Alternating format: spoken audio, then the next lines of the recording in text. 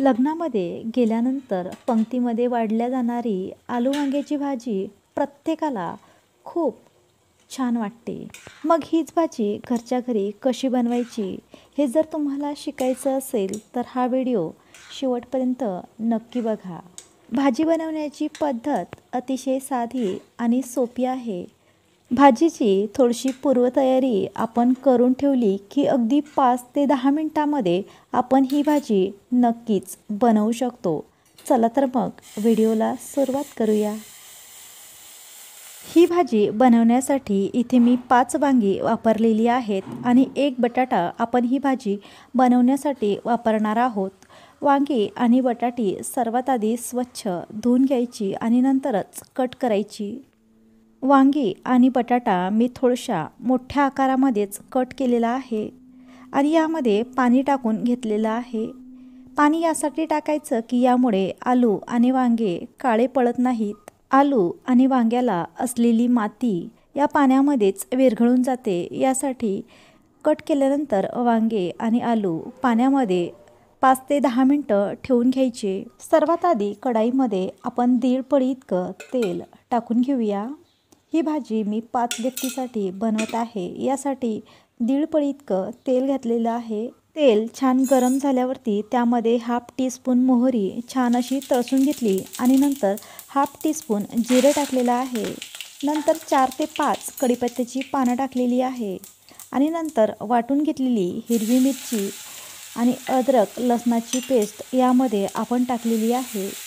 ही paste बनवत असताना मी 2च हिरव्या मिरच्यांचा वापर केलेला आहे, कारण ही भाजी आपण लाल तिखटामध्येच बनवून घेऊया. लसूण आणि हिरवी मिरचीची पेस्ट या तेलामध्ये छान अशी आपण तळसून घेऊया. ही पेस्ट छान अशी तळसून झाल्यानंतर यामध्ये आपण इतरही काही मसाले टाकून घेऊया. लग्नाच्या पंक्तीमधील भाजी जरी आपल्याला लाल जरद दिसत असली तरीसुद्धा त्यामध्ये हिरव्या मिरच्यांचा वापर केलेला असतो. यासाठी आपण इथे 2 हिरव्या मिरच्या आधीच टाकून घेतलेल्या आहे. आता यामध्ये 1 चमचा इतकं लाल तिखट आणि 1/2 टीस्पून एवढी हळद आणि चवीनुसार मीठ टाकून घेतलेलं आहे आणि छान असं मिक्स करून घेऊया.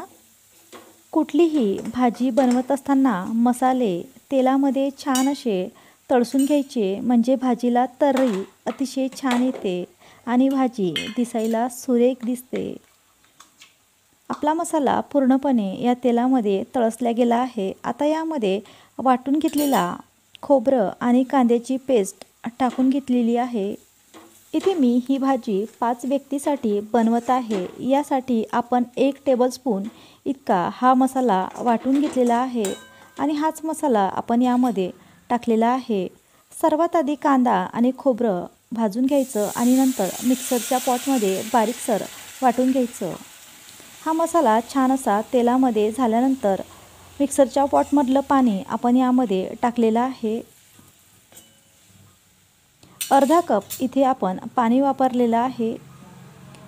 आपण टाकलेल्या पाण्याला छान अशी उकळी आलेली आहे. आता आपण यामध्ये कट केलेले आलू आणि वांगेसुद्धा टाकून घेऊया.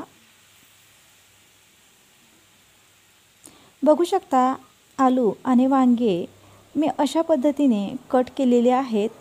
यापेक्षा बारीकसुद्धा तुम्ही कट करू शकता. वांगे आणि आलू टाकल्यानंतर हे एकदा छान असं मिक्स करून घ्यायचं. हे सर्व एकदा छान असं मिक्स केल्यानंतर आपण यामध्ये अर्धा चमचा इतका खडा मसाला टाकून घेऊया.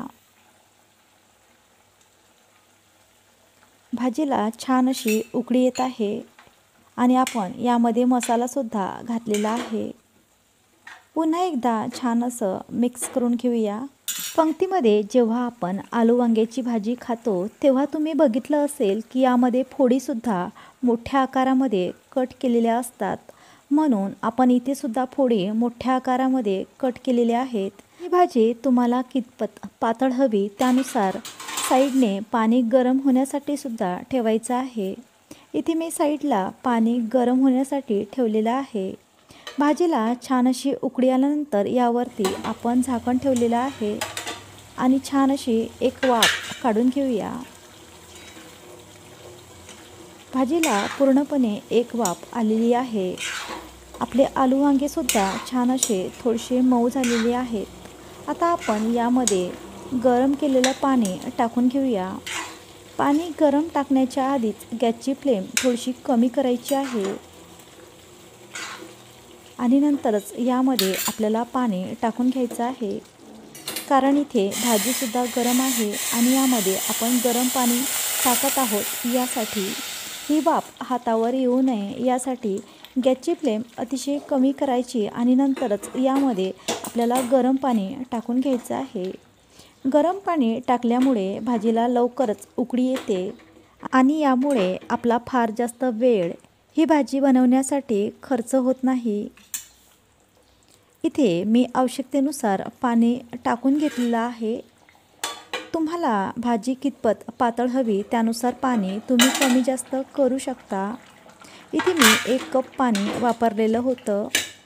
पुन्हा एकदा झाकण ठेवून आपण याची छान अशी एक वाफ काढून घेतलेली आहे.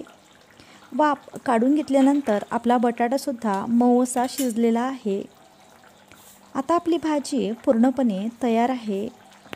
आता यामध्ये आपण फ्रेश अशी थोडीशी कोशिंबीर टाकून घेऊया. अगदी थोडीशी कोशिंबीर आपण यावरती टाकलेली आहे आणि गॅसची फ्लेमसुद्धा खूप कमी केलेली आहे किंवा तुम्ही गॅसची फ्लेम बंद केली तरीसुद्धा चालेल. बघू शकता आपली भाजी फार जास्त घट्ट नाही किंवा फार जास्त पातळ नाही, अशा पद्धतीची ही भाजी इथे तयार झाली आहे. या भाजीला छान अशी पुन्हा उकळी काढून घेतलेली आहे. आता गॅस बंद केलेला आहे. आमच्याकडे जेव्हा बिट्ट्या बनवल्या जातात त्याबरोबर खाण्यासाठी अशा पद्धतीची ही आलू वांग्याची भाजी आवर्जून केली जाते. जर तुम्हाला ही भाजी छान वाटली असेल तर लाईक करा, शेअर करा आणि आपल्या चॅनलवर जर तुम्ही नवीन असाल तर चॅनलला सबस्क्राईब नक्की करा. पुन्हा भेटू अशाच एखाद्या छानशा आणि नवीन व्हिडिओसोबत. तोपर्यंत मस्त खा आणि स्वस्त रहा.